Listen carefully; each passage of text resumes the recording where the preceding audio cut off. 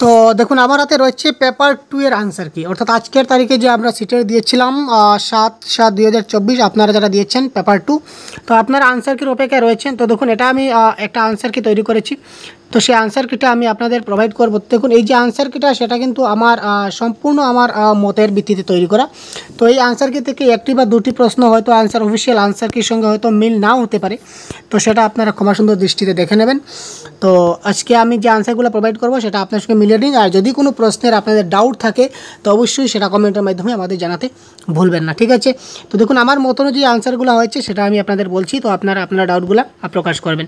তো এক দুইটা আনসার আগেই বলেছি, এক দুইটা আনসার হয়তো অফিসিয়াল আনসার কির সাথে এলোমেলো হতে পারে, তো সেটা আপনারা একটু বিবেচনা করে নেবেন। তো দেখুন একটা প্যাসেজ ছিল আমাদের, সম্পূর্ণ ল্যাঙ্গুয়েজ ওয়ান কভার করবো এবারে। তো এখানে দেখুন আমাদের কোয়েশ্চেন নাম্বার ছিল 91, স্বচ্ছ শব্দের সন্ধি বিচ্ছেদ। তো কোয়েশ্চেন নাম্বারগুলো সেট অনুযায়ী মিলবে, আপনারা আপনার মতো মিলিয়ে নেবেন। তো স্বচ্ছ শব্দের সন্ধি বিচ্ছেদ হবে সু প্লাস অচ্ছ।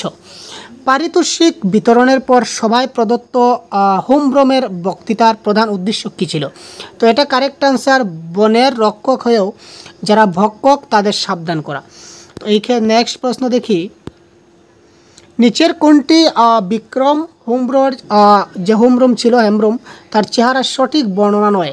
তো এটা কারেক্ট আনসার হবে তার চেহারা দেখলে 70-এর কাছাকাছি বয়স বলে মনে হয়, এটা হবে কারেক্ট আনসার। তারপর দেখে নেওয়া যাক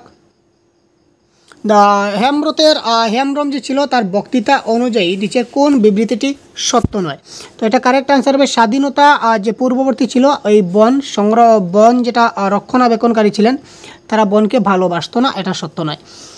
বর্তমান বনের রক্ষণাবেক্ষণ কে বা কার কাছে রয়েছে? সেটা হচ্ছে বন বিভাগ। এই বন যখন আমাদের অধিকারে ছিল তখন এই বনকে আমরা সেবা করতাম, এটার কারেক্ট আনসার হচ্ছে জটিল বাক্যের উদাহরণ এটি, ঠিক আছে। তারপর আমরা দেখে নিচ্ছি এর পরবর্তী প্রশ্ন, একদম খুব সহজে আমরা দেখব।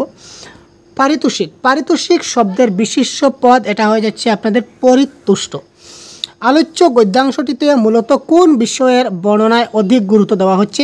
তো এটা আমাদের কারেক্ট আনসার হয়ে যাচ্ছে বিক্রম হেমব্রমের যে বনের প্রতি অকৃত্রিম ভালোবাসা। সম্পূর্ণ প্যাসেজটা পড়ে আমরা দেখলাম যে এখানে শুধুমাত্র তার যে বন জঙ্গলের প্রতি যেটা ভালোবাসা ছিল এটাই কিন্তু এখানে স্পষ্ট ফুটে উঠেছে, তাই এটা কারেক্ট আনসার হবে এটি। তারপর দেখুন, সভা আমার ডিসপেন্সারি হইতে বেশ একটু দূরে হইবে শুনিলাম। তো এটা কারেক্ট আনসার হবে অপশন নাম্বার 3, সভা আমার ডিসপেন্সারি থেকে বেশ একটু দূরে হবে শুনলাম, ঠিক আছে। এটা একটু দেখে নেবেন, সভা আমার ডিসপেন্সারি থেকে বেশ একটু দূরে হবে শুনলাম, ঠিক আছে। তারপর দেখে নেওয়া যাক পরবর্তী প্রশ্ন। তারপর দেখি কবিতা রয়েছে একটি কবিতা, তো কবিতার প্রশ্নগুলো আমাদের কি হয় আমরা একটু দেখব। কবিতাটিতে কার মানসিক যন্ত্রণার হাহাকার ফুটে হচ্ছে? এবং অবশ্যই সর্বশেষে আপনাদের কত স্কোর হচ্ছে সেটা আপনারা জানাতে ভুলবেন না, এবং কোনো প্রশ্নে ডাউট থাকলে সেটা অবশ্যই কমেন্ট বক্সে জানাবেন, পরবর্তীতে আমরা বিবেচনা করব। কবিতাটিতে কার মানসিক যন্ত্রণার হাহাকার ফুটে উঠেছে? এটা কারেক্ট আনসার হবে নির্যাতিত কন্যার মায়ের, এটা কারেক্ট আনসার হচ্ছে নির্যাতিতা কন্যার মায়ের। বিশ্ব প্রকৃতির কাছে কাদেরকে শাস্তি প্রদানের আবেদন প্রকাশিত? তো এটা কারেক্ট আনসার হবে পিশাচরূপী দুর্বৃত্তদের, যারা নারীদের উপর পাশবিক অত্যাচার চালিয়েছে তাদের।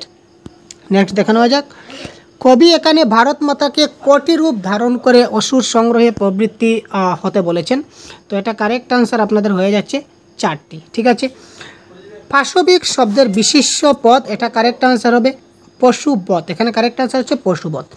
নিচের কোনটি সংহার শব্দের সমার্থক শব্দ নয়? তো এটা কারেক্ট আনসার হবে ঐক্য। কবিতায় কন্যা সন্তানের মায়েরা কিভাবে প্রতিবাদ জানাতে চান? এটা কারেক্ট আনসার হবে পিশাচদের সঠিক শাস্তি দিতে চান, এটা হচ্ছে কারেক্ট আনসার। তো এই ছিল 15টি আপনাদের যে কবিতা এবং গদ্যাংশ ছিল তার আনসার কি। তো এবার আমরা প্যাডাগজির প্রশ্নগুলো দেখব। দেখুন, গল্পের সময় এবং স্থানকে বলা হয় প্রেক্ষাপট, এখানে প্রেক্ষাপট হবে কারেক্ট আনসার।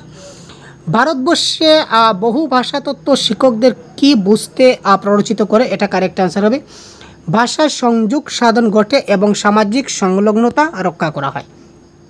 তারপর দেখি, বিদ্যালয়গুলির সংযোজনকারী দ্বিভাষা তত্ত্ব অনুসরণ করা উচিত কারণ? এটা কারেক্ট আনসার হবে এটি শিশুর সংস্কৃতি এবং ভাষাকে মূল্য দেয়, সংস্কৃতি এবং ভাষাকে মূল্য দেয়, option number 4 is the right answer. তারপর এখানে একটা তালিকা দেখুন, তালিকার মধ্যে এখানে কারেক্ট আনসার হবে আমরা যেগুলো বলি, যদি আমরা বলি এখানে দেখুন পশ্চিমের নতুন পদ্ধতি মানে ওয়েস্ট নিউ মেথড যেটা ছিল সেটা তিনি বলেছিলেন নীরব পঠন, সেটা হচ্ছে নীরব পঠন। তারপর আমাদের রয়েছে সংযোগমূলক ভাষা শিক্ষণ। তো সংযোগমূলক ভাষা শিক্ষণের কারেক্ট আনসার আমার সামাজিক গ্রহণযোগ্য প্রাসঙ্গিক উপযুক্ত ভাষা, এটাও ঠিক আছে। তারপর দেখুন ডাইরেক্ট মেথড। তো ডাইরেক্ট মেথড বলতে আমরা বুঝবো ব্যাকরণ উদ্দীপক হিসাবে কিছু শেখানো যায়, সুতরাং এই ক্ষেত্রে কারেক্ট অ্যান্সার হচ্ছে option number 4 is the right answer. এর 4, বি এর 2, সি এর 3 এবং ডি এর 2, সেটা আপনারা নিজেদের করে আপনাদের সেটে অন্য কিছু থাকতে পারে, আপনারা মিলিয়ে নেবেন। তারপর দেখুন ভারতবর্ষের ভাষাগুলির সম্পর্কে নিচের কোন বিবৃতিটি সত্য নয়। তো এই ক্ষেত্রে কারেক্ট আনসার আমাদের হয়ে যাচ্ছে এই ক্ষেত্রে ভারতীয় উপমহাদেশ বিভিন্ন ভাষাভাষীর যোগাযোগের জন্য একটি ব্যবহৃত ভাষা হচ্ছে হিন্দি। কারণ ভারতবর্ষের সংবিধানে 8টা ভাষা, এটাও ঠিক আছে, 8টা নীতির মধ্যে 22টা ভাষা আছে। সংস্কৃত একটি এমআইএল ল্যাঙ্গুয়েজ, সেটাও আমরা গুগলে সার্চ করেছি, ঠিক আছে। আর সংবিধান অনুসারে ইংরেজি অ্যাসোসিয়েট অফিসিয়াল ল্যাঙ্গুয়েজ, এটা তো জানেন। সুতরাং একমাত্র অপশন নাম্বার 3 এটা সত্য নয়, সুতরাং এটা হবে কারেক্ট আনসার। শিকড়ের কোন শাখাটি বিশ্বাস করে যে ভাষাটা মৌখিক হোক বা অমৌখিক যাই হোক না কেন অভ্যাস গঠনমূলক পদ্ধতির মাধ্যমে অংশগ্রহণ করে, এটা কারেক্ট আনসার হবে আচরণবাদী। তারপর দেখি ভাষার কোন দক্ষতাটি গ্রহণযোগ্য দক্ষতায় মনে হয়, গ্রহণযোগ্য রিসিপটিভ স্কিল। তার থেকে সহজ প্রশ্ন আর কি আসবে ভাই, এটা কারেক্ট আনসার হচ্ছে শ্রবণ এবং পঠন। একটি ভাষা শ্রেণীতে ছাত্ররা শিক্ষকের নির্দেশ অনুযায়ী দল গঠন করে এবং প্রদত্ত বিষয়ে একটি বিজ্ঞাপন উপস্থাপিত করে। এই পদ্ধতিতে ভাষা শিক্ষণকে বলা হয় কি বলা হয়, এটা কারেক্ট আনসার সহযোগী শিক্ষণ বা কোলাবোরেটিভ লার্নিং যেটা বলা হয়। নেক্সট আর বেশি নেই, কয়েকটি মাত্র প্রশ্ন আছে, দেখে নেওয়া যাক। একজন শিক্ষক রেস্তোরাঁয় ব্যবহৃত শব্দ তালিকার সাথে শিক্ষার্থীদের পরিচিত করানোর জন্য একটা কার্য দিলেন। নিচের কোনটি এই পাঠের উদ্দেশ্য হওয়া উচিত? কারেক্ট আনসার হবে আবিধানিক উপাদানের সঙ্গে শিক্ষার্থীকে সচেতন করা। স্বরভঙ্গি, স্বর, ঝুঁক, ছন্দ এইগুলো হচ্ছে সাউন্ডের উপর ডিপেন্ড করছে। স্বরভঙ্গি সাউন্ড, সুতরাং যেহেতু সাউন্ড সুতরাং সেখানে ধ্বনিতাত্ত্বিক বা phonetic is the right answer. তারপর দেখুন শিক্ষক, শিক্ষার্থী এবং উপাদানের উপর পরীক্ষা এবং অভিক্ষার যে প্রভাব সেটাকে বলা হবে ওয়াশব্যাক প্রভাব। পরিচ্ছন্নমূলক বা ওয়াশব্যাক প্রভাব ইজ দ্য রাইট অ্যান্সার।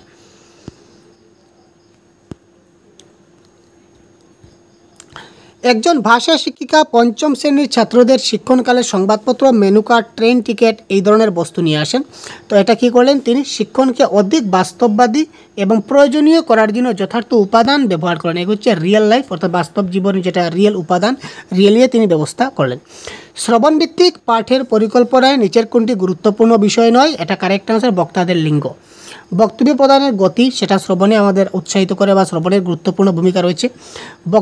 বক্তাদের সংখ্যা, কতজন বক্তা বক্তৃতা দেবেন সেটাও ফ্যাক্টর। রেকর্ডিংয়ে বিরতি, কখন বিরতি দিতে হবে, কখন সেটা দিতে হবে। কিন্তু ছেলে বক্তৃতা দিচ্ছেন না মেয়ে বক্তৃতা দিচ্ছে সেখানে কোনো ফ্যাক্টর নয়। সুতরাং ব্যাকরণের বক্তাদের লিঙ্গ এই ক্ষেত্রে সঠিক নয়। নেক্সট,